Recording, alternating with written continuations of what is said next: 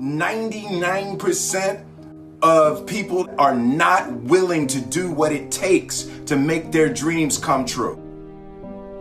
The Marines have a saying, everybody wants to go to heaven, but nobody wants to die.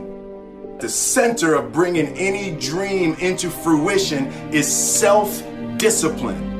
Something as simple as food and eating. It's not about your body as much as it is about your mind. It's getting command of your mind to be able to choose actions that are in your own best interest. Every day we are choosing that's not in our own best interest. So if the world is attacking you and the world wants to fight you and the world's trying to hold you down, so you're gonna kick yourself in the balls? So you're gonna stop yourself from getting what you dream. And I think the word discipline has kind of gotten a bad name. We think about it in terms of punishment. I'm not talking about discipline in that way. I'm talking about discipline in the sense that you forego immediate pleasure for the exchange of long-term self-respect. I believe that self-discipline is the definition of self-love. That when you say that you love yourself, that means that you have behavior towards yourself that is loving. Self-discipline is the center of all material success. You cannot win the war against the world if you can't win the war against your own mind.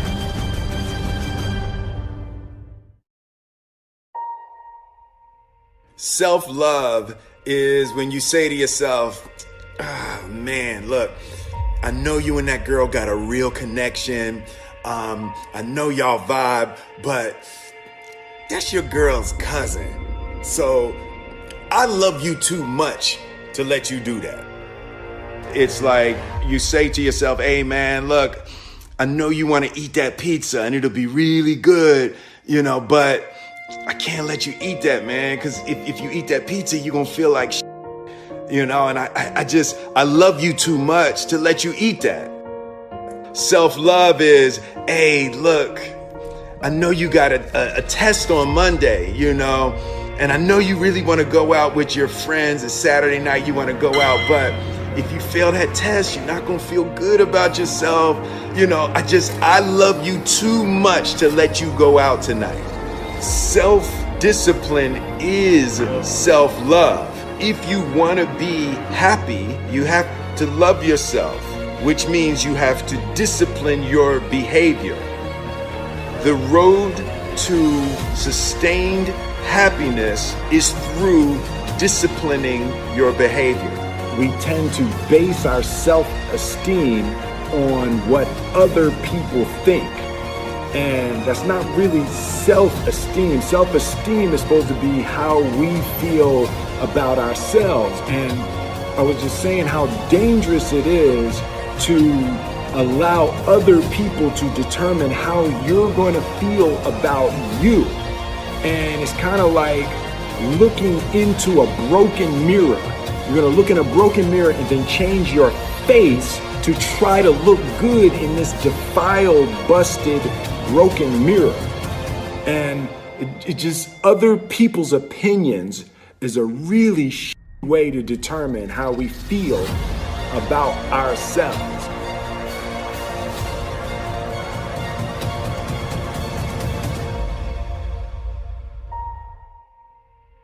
It don't matter whose fault it is that something is broken if it's your responsibility to fix it. For example, it's not somebody's fault if their father was an abusive alcoholic, but it's for damn sure their responsibility to figure out how they're going to deal with those traumas and try to make a life out of it. It's not your fault if your partner cheated and ruined your marriage, but it is for damn sure your responsibility to figure out how to take that pain and how to overcome that and build a happy life for yourself.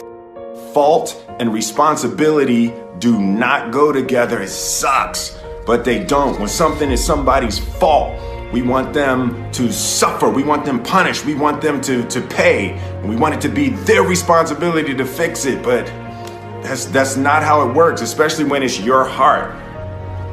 Your heart, your life, your happiness is your responsibility and your responsibility alone. As long as we're pointing the finger and stuck in whose fault something is, we're jammed and trapped into victim mode. When you're in victim mode, you are stuck in suffering. The road to power is in taking responsibility. Your heart, your life, your happiness is your responsibility and your responsibility alone. You can make a person smile, you can make a person feel good, you can make a person laugh, but whether or not a person is happy is deeply and totally and utterly out of your control. The prerequisite for spending time with any person is that they nourish and inspire you. They feed your flame. Look at your last 5 text messages. Are those people feeding your flames or dousing your fire? Put your phone down for just a second and look around. Look to the people around you. Are those people throwing logs on your fire or are they pissing on it?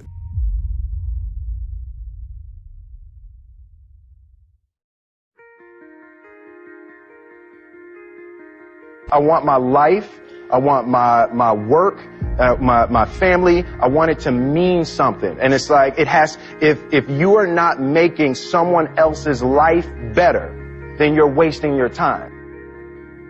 The separation of talent and skill is one of the greatest misunderstood concepts for people who are trying to excel, who have dreams that want to do things. Talent you have naturally. Skill is only developed by hours and hours and hours of beating on your craft. You don't try to build a wall. You don't set out to build a wall. You don't say, I'm going to build the biggest, baddest, greatest wall that's ever been built. You don't start there. You say, I'm going to lay this brick as perfectly as a brick can be laid. There will not be one brick on the face of the earth that's going to be laid better than this brick that I'm going to lay in this next 10 minutes. And you do that every single day. And soon you have a wall. And soon you have a wall.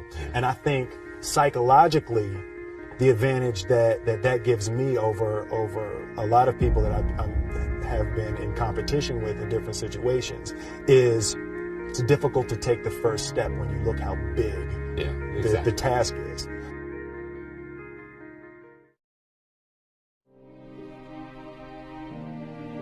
The definition of who I am is very clear to me, and it also redefines who I want to be, in that I know for a fact that I'm stronger than I thought I was.